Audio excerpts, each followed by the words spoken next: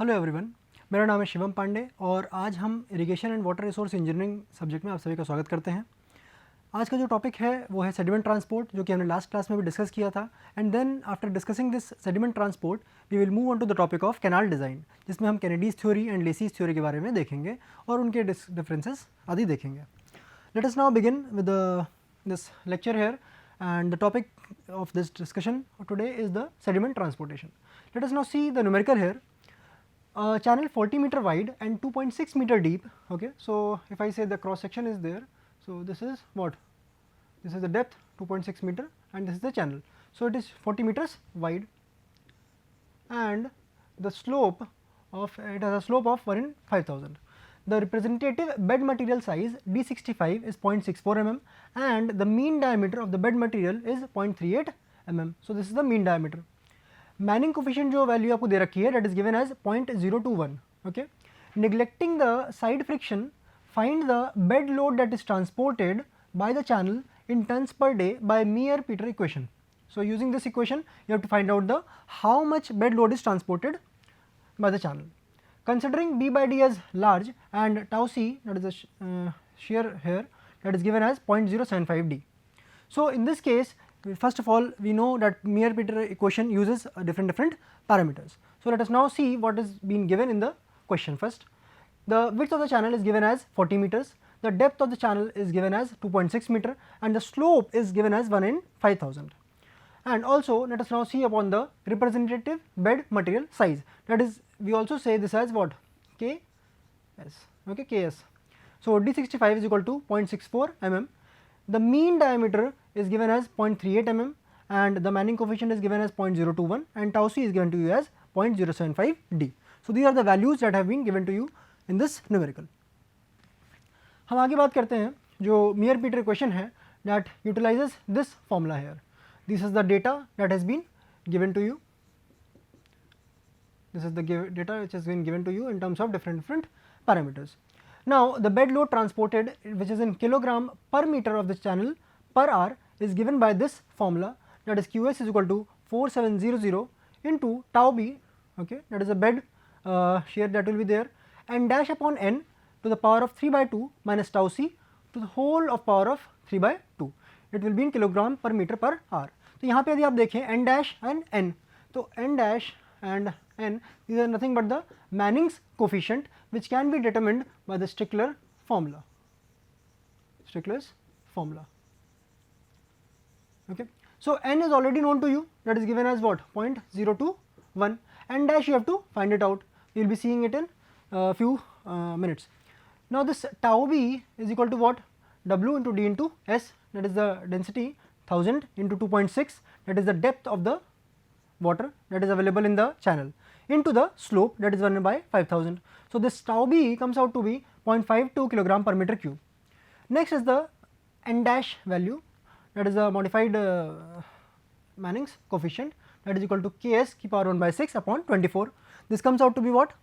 This comes out to be 0.0122. So now you know the value of n also and n dash also. So you know these two values now. So see here, the tau c value is given to you as 0.075 D. And what is this D here? This small d is nothing but the mean diameter of the particles which are flowing in suspension in the channel.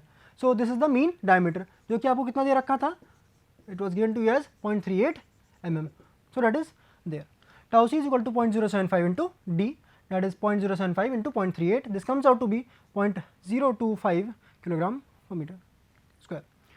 Qs is equal to 4700 when you put in the values here. So this comes out to be 426 kg per meter per hour, which you have when you convert it into in ton per day. So this comes out to be 10.22 ton per meter per day. So this is the value that is available to you. Now let us see one thing more here, that this is the sediment that has been transported per day, okay, and this is per meter of the channel. The width of the channel is given to you as 40 meters.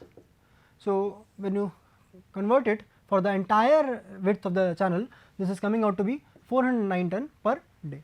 So with this we come to an end of this sediment transport numerical. Now let us discuss another thing here, that is the Einstein's equation. हमने Meyer Peter equation देखी, अब हम बात करेंगे Einstein equations की। It was based on the laws of probability, it involves a number of assumptions and also the experimental coefficient. तो जितने भी अजम्पशंस थे, जो भी हमने रूल्स लगाए, उसके तहत जो इक्वेशंस डिराइव करी गई थी उस पर हम यहाँ पे बात करेंगे। Equations correlate two dimensionless parameters, that is phi star and psi star, which are the bed load functions, because the water is flowing through the channel and the bed is supporting the particles in suspension. So this phi star is given by IB upon small ib into this phi, that is given by this parameter, complete parameter here. Okay, this phi is the term which is given to you in the brackets here. Okay, Qs upon g into w, where Qs is the bed load transported, okay, 1 upon g minus 1 to the power of half into 1 by gd cube to the power of half. This is one term here, and another term, the psi star, is what? I, this capital B, and upon this I small b into psi. So this psi, what is this psi, we will be talking about in the next slide. This psi is given to you as this as g minus 1 into d upon r dash into s. And this QS is the major thing that you need to find out, जो हमने अभी मियर Peter equation से भी निकाली थी। हमने last numerical में देखा था कि कितना rate of bed load transport है per unit width of the channel, that is in kilo newton per metre per second, या फिर कोई भी यूनिट हो वेट की पर मीटर पर यूनिट टाइम। तो यहाँ पे यदि हम इक्वेशन की बात करें तो first is the QS, that is the rate of bed load transport per unit width of the channel. So इस केस में इस फाई डैश वाला जो पैरामीटर है, इसमें जो फाई है इसका ये टर्म है QS, यहाँ पे हमने इसकी बात करी। Next is the D, that is the diameter of the sediment particles, that is given to you as here, this D is here, okay, here this D is coming in this phi term, okay, psi term. This IB, this I capital B is here and this I small b is here. You notice see here, this I capital B is the fraction of the QS which is of diameter D. तो कई सारे particles हैं, okay, let us assume that these are the different particles which are present in the suspension form, okay, in the water. अब fraction of the QS which is of diameter D, तो इसमें से कुछ particle ऐसे होंगे जो diameter D के हैं। let's say अगर 100% है, okay, उसमें से 60% is of the diameter D, तो हम इसको ये क्या कह देंगे कि ये 0.6 हो गया, okay, this IB is 0.6. this I small b यदि हम बात करें तो ये क्या है, proportion of grains of diameter D in the bed. So this is a proportion in the form of ratio. G is the specific gravity of the sediment, W is the specific weight of the water, S is the bed slope of the channel which we already have noticed in various numericals, R dash is the hydraulic mean depth of the channel if the bed were unrippled, there was no ripples on the bed of the channel. So this equation is given to you wherein we have used the different parameters from the top here. With this we have come to an end of the sediment transport and now we will be moving on to the topic of irrigation channels, जहाँ पे हम canal design से start करेंगे। तो यहाँ पे जो types of irrigation channels हैं, these are based on the quantity of the silt and the type of the boundary surface. Channels and the canal are divided as following. First is the alluvial channel, second is the non-alluvial channel and third is the rigid boundary जो कि lined channel है, okay? तो alluvial या non-alluvial depend करता है कि किस तरीके की silt है, okay, and depending on the type of the boundary surface हम ये differentiate करेंगे कि ये तो चलिए okay non rigid है, मतलब कि इसकी जो boundaries हैं, okay, या तो bed हो या तो this sides हैं वो change होते रहेंगे, बट दिस वन जहाँ पे हमने लाइनिंग कर दी है कैनल की या चैनल की, वहाँ पे क्या हो जाएगा, वहाँ पे जो साइड्स हैं that will not be changing due to the scouring और द सिल्टिंग फिनोमेना. तो these are the two differences based on the type of the boundary surface. Silt के आधार पे हमने देखा कि यहाँ पे आपको एलुवियल हो सकता है या तो नॉन एलुवियल हो सकता है. यदि एलुवियम से बन के आया होगा तो that channel will be what, alluvial channel. यदि नॉन सिल्ट पार्टिकल्स हैं तो that will be a non alluvial channel. Now let us talk about this in a few words here. Alluvial channel is what? It is excavated in alluvial soils such as the silt. These carry a lot of silt along with the water. यदि मैं example के तौर पे यदि मैं कोई river का नाम लूँ तो river Ganga is one such example. Okay, it carries a lot amount of silt with it when it flows along the channel. It carries a lot of silt along the water. Silt content flowing may vary along its length. Okay, कहीं पे ज़्यादा हो सकता है, कहीं पे ये आगे जाके सिल्ट की मात्रा कम भी हो सकती है.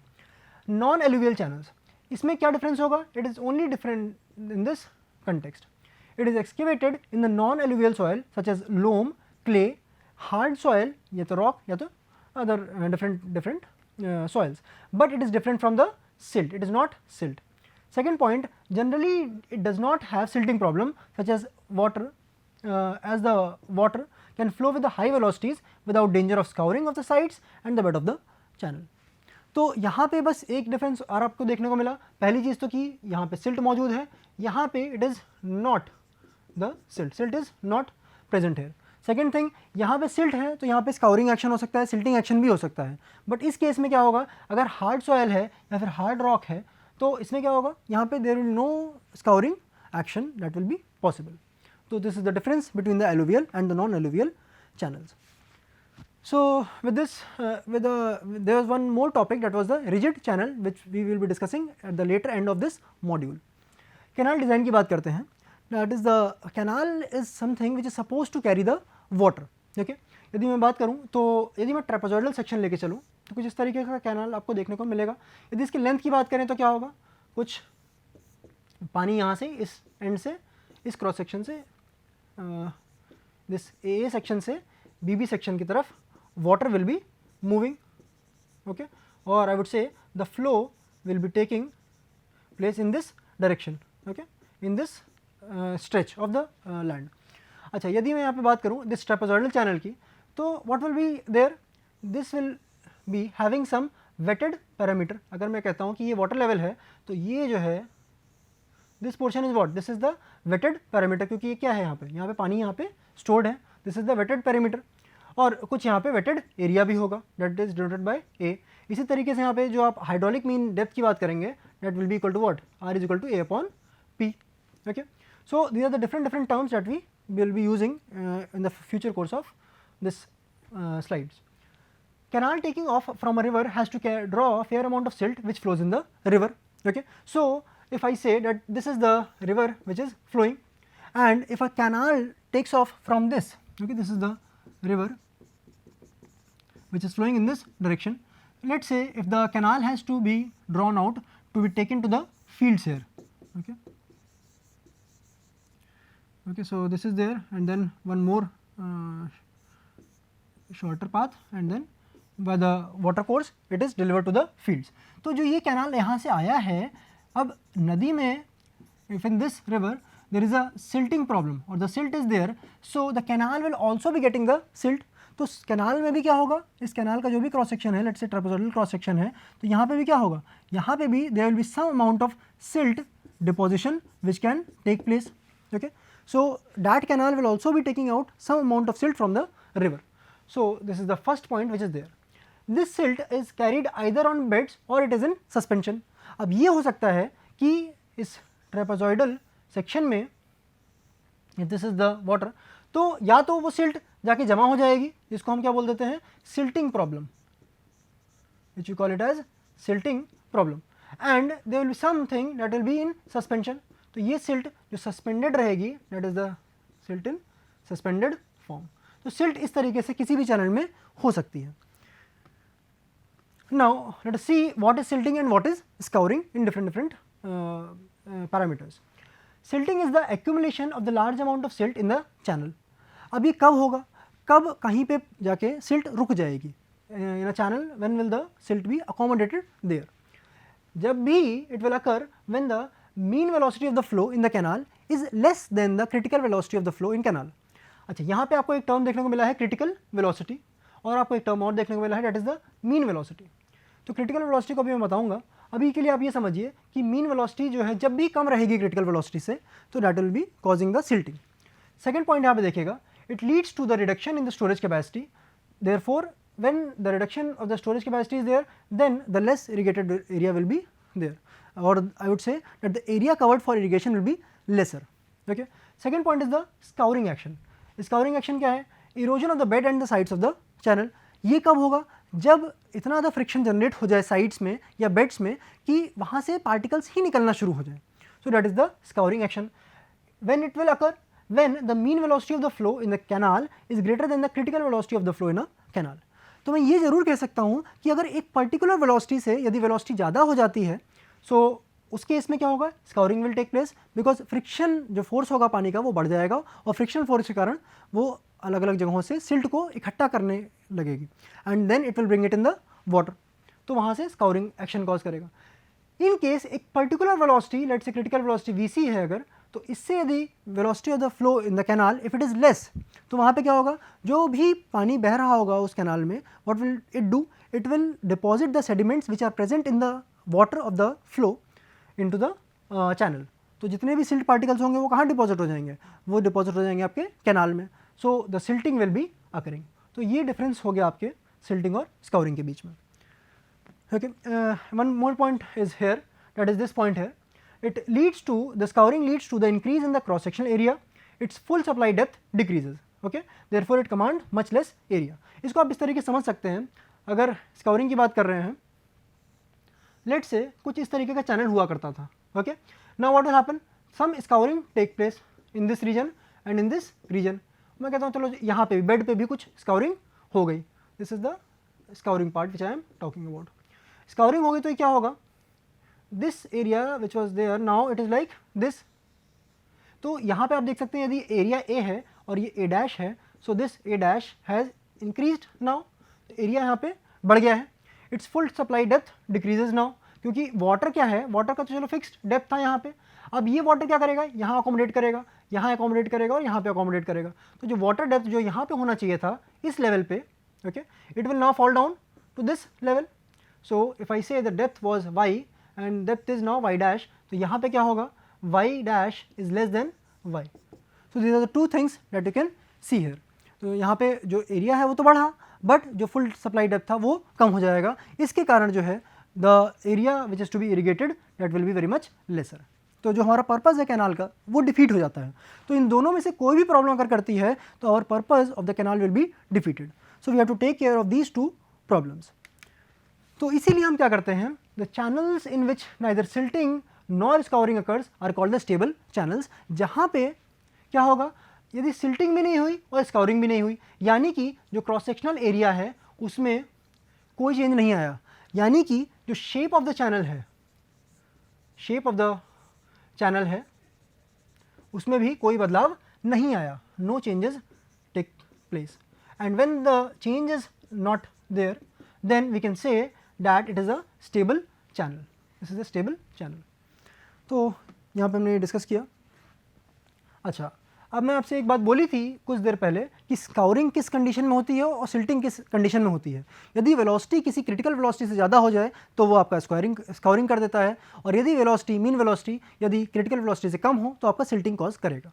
सो the velocity which just keep the sediments in suspension without the scouring is called as non silting non scouring velocity, और इसी को कैनेडी साहब ने क्या कहा, इन्होंने कह दिया कि यही एक क्रिटिकल वेलोसिटी होती है, इससे कम रहेगा तो सिल्टिंग हो जाएगी, इससे ज़्यादा वेलोसिटी रहेगी तो स्काउरिंग विल टेक प्लेस।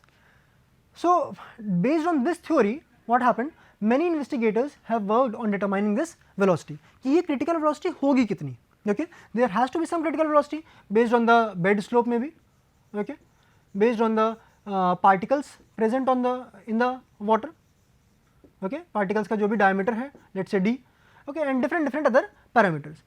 अच्छा, ये डिपेंड क्या करता है, ये किसके ऊपर डिपेंड करेगा, जितनी भी थ्योरीज आई हैं इन सभी का जो बेस है वो ये है कि जब भी पानी किसी भी चैनल में फ्लो कर रहा होगा, in that case what will happen, eddies will get generated, eddies get generated, and which type of eddies, vertical eddies, vertical eddies get generated. इन दो थ्योरीज की हम जो डिस्कशन यहाँ पे करेंगे, that is one given by the R G. Kennedy and the second one by Gerald Lacey, okay, these two were given before independence of India, so okay, these two theories were given by the people working in Punjab irrigation department, that was Kennedy, and Mr. Lacey who was in UP irrigation department।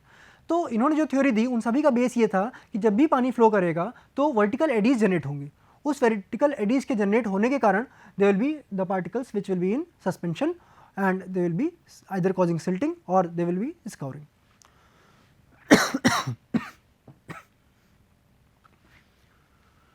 Next is the what are the factors which we have to take consideration into consideration in the canal design. Known parameters are what? First is the design discharge that you already know, because इसी के आधार पे आप क्या करेंगे, आप अपने channel का डिज़ाइन करेंगे. लेट्स से अगर मैं कहता हूँ कि this is a river that is flowing and you have to take out a canal from here. अब आपको कैनाल एक निकालना है, तो आपको पता है कि आपको कितना एरिया, ये जो आसपास के जितने भी फील्ड्स हैं, कितना आपको एरिया इससे इरिगेट करना होगा.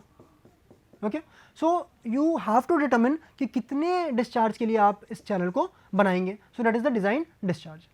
Second is the surface properties such as the Manning's coefficient that is n, जो कि आपको यहाँ पे वैल्यू पता होगी. Second is the soil, third is the soil properties such as the silt factor, या फिर मैं कहूँ कि जो भी सस्पेंडेड पार्टिकल्स होंगे उसके बारे में हम यहाँ पे बात कर रहे होंगे. हमारे पास ये नोन पैरामीटर्स हैं जो हमें पता है. ओके, इनके आधार पे हम क्या करेंगे, we have to determine some other parameters. हम बात किसकी कर रहे हैं यहाँ पे, हम बात कर रहे हैं कैनाल के डिज़ाइन की, यानी कैनाल का क्या शेप होगा, कैनाल का कितना एरिया होगा, कैनाल का कितना बेड विड्थ होगा. ओके, कैनाल का यदि साइड्स हैं तो किस स्लोप पे होंगी साइड्स, हम इन सभी चीज़ का डिटर्मिनेशन करेंगे. तो कैनाल डिज़ाइन में जो अननोन पैरामीटर्स हैं, चलिए अब हम उसको देखते हैं. First is the area of the cross section. तो if this is a let's say trapezoidal shape, तो कितना एरिया है क्रॉस सेक्शन का. Okay, what is the area of cross section. Second is the hydraulic mean depth. अगर मैंने ये बोल दिया हाइड्रोलिक मीन डेप्थ, इसका मतलब क्या हो गया, हम यहाँ पे एरिया की बात कर रहे हैं और क्या बात कर रहे हैं, पेरीमीटर की बात कर रहे हैं, wetted area and wetted parameter. Also will be talking about the velocity of the flow which will be taking place in this channel. इस चैनल में जो भी फ्लो हो रहा है, that is the velocity of the flow. Fourth is the bed slope, that is the value of S.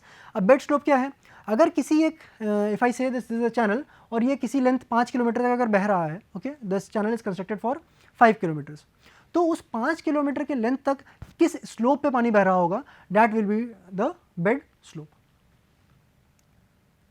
अब Kennedy साहब ने जो थ्योरी दी थी, अब इन्होंने, ये पंजाब इरिगेशन डिपार्टमेंट में थे और इन्होंने क्या किया, he selected a number of sites on the upper Bari Doab channel system. Okay, this Doab is the region between the two rivers. यहाँ पे ब्यास नदी और रावी नदी, दो नदी के बीच का ये सिस्टम था. These sites did not require any side clearance for more than 30 years.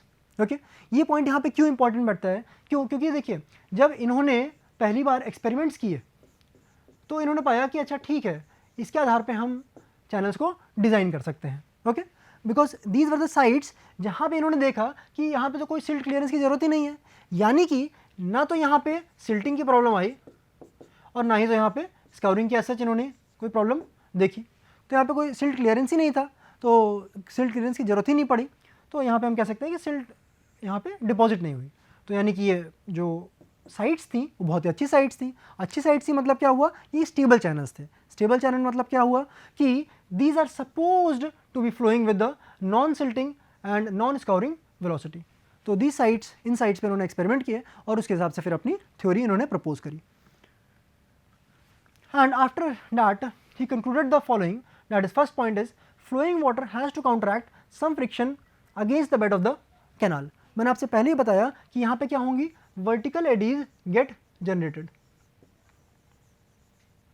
Okay, from the bed and from the sides of the canal. तो दोनों साइड से वर्टिकल एडीज जनरेट होती हैं. Second is the friction of the flowing water gives rise to the vertical eddies rising up gently to the surface. Okay, so that is the point here. Third point, generation of these eddies are responsible for keeping most of the silt in suspension. तो यदि मैं बात करूँ, if this is the let's say channel, तो यहाँ पे यदि eddies, eddy current generate होते हैं तो यहाँ पे क्या होगा, there is some kind of motion of water that is there. अगर ये particle motion, ये water यहाँ पे motion में है, तब यहाँ पे क्या होगा, the particles which are there they will also be kept in motion. तो जो पार्टिकल्स बैठ सकते थे अगर स्टिल वाटर होता, वो यहाँ पे क्या हुआ, इन एडीज के जनरेट होने के कारण, यहाँ पे एडीज जनरेट हो रही हैं.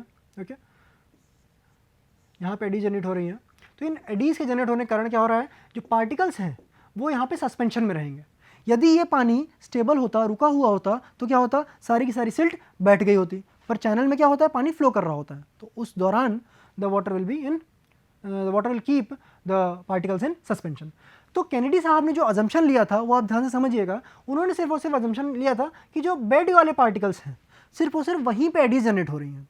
उन्होंने साइड पे जो एडीज़ हैं उसके बारे में उन्होंने बात नहीं करी थी। ओके, साइड स्लोप में जो भी एडीज जनरेट होंगी उसकी कैनेडी साहब ने बात नहीं करी थी, उसकी लेसी साहब ने बात करी थी, जो हम आगे देखेंगे। So the generation of these eddies are responsible for keeping most of the silt in suspension. He defined a term called critical velocity V0, जिसको हमने बोला कि non silting non scouring velocity है, और इसके बारे में हमने पहले भी बात कर रखी है कि क्रिटिकल वेलोसिटी क्या होता है और ये कैसे कैसे जो एक्चुअल वेलोसिटी है flow of in the canal वो कब इससे कम रहेगा तो सिल्टिंग होगी, और यदि ज़्यादा होती है actual velocity of flow in the canal than this V0, then the scouring will take place. He also gave a relation between V0 and the depth of the channel, and this V0 is given as 0.55 into m into y की power में 0.64. तो जो यहाँ पे y है that is the depth of the channel and this V0 is the critical velocity. Okay, this is the critical velocity. What is this m? We will be seeing in the next slide. m is the critical velocity ratio. इन्होंने जो experiment किए थे वो कहाँ किए थे? अपर Bari Doab system में, अपर Bari Doab canal system में इन्होंने एक्सपेरिमेंट किए थे।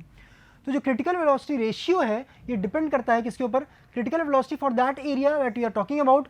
Second is the critical velocity for the upper Bari Doab canal system. Okay, so this is a ratio between this part and this portion. For sand coarser than the standard, m is equal to 1.1 से लेके 1.2, and for sand which is finer than the standard, m is equal to 0.9 से लेके 0.8. तो इन्होंने ये बात तो कर दी। ओके, अब यहाँ पे स्टैंडर्ड क्या है?